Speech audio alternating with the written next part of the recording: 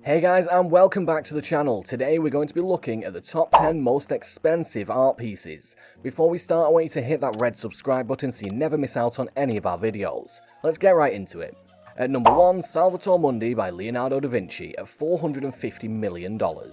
This piece by Leonardo da Vinci, painted in the 1500s, was often put under the radar for its authenticity.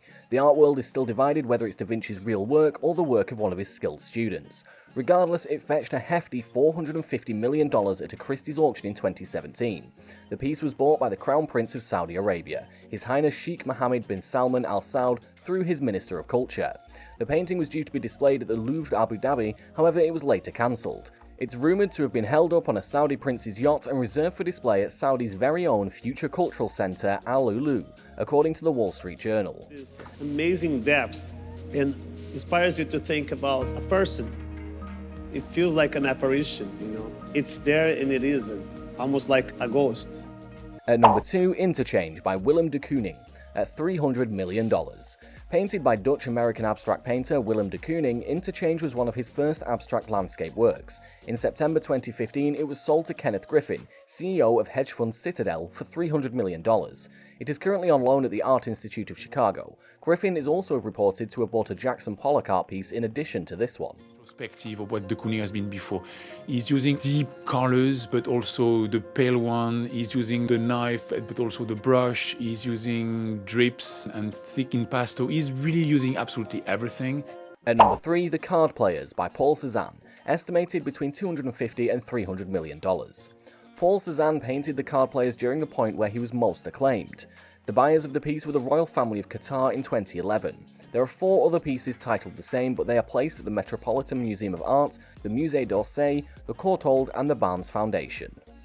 Peasants of Aix-en-Provence provided the human equivalent of the solid monumentality of the landscape around that area that he also painted so much.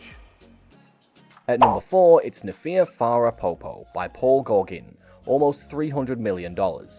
This translates to When Will You Marry? This interesting painting was completed by Paul Gauguin in post-impressionist 1892.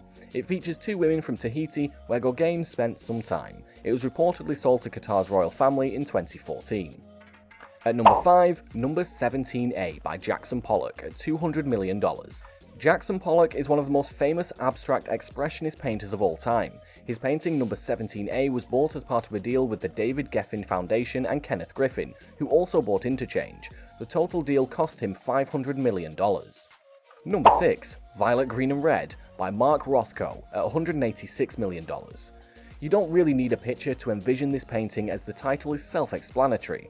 However, it was painted in 1951 by famous Russian-American abstract expressionist Mark Rothko. It was bought by Russian billionaire Dmitry Rybolovlev from Yves Bouvier, who later reportedly fell into a string of trouble with international lawsuits due to misinterpreting the works and subsequently overcharging them.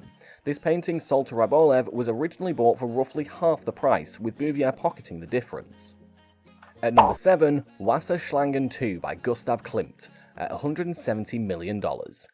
Wasserschlangen translates to water serpents. Painted by Gustav Klimt, a popular Austrian painter, it features some gold leaf elements. This painting was also sold to Dmitry Rybolovlev by Yves Bouvier. Rybolovlev also reported owning the most expensive painting in the world, the Salvator Mundi.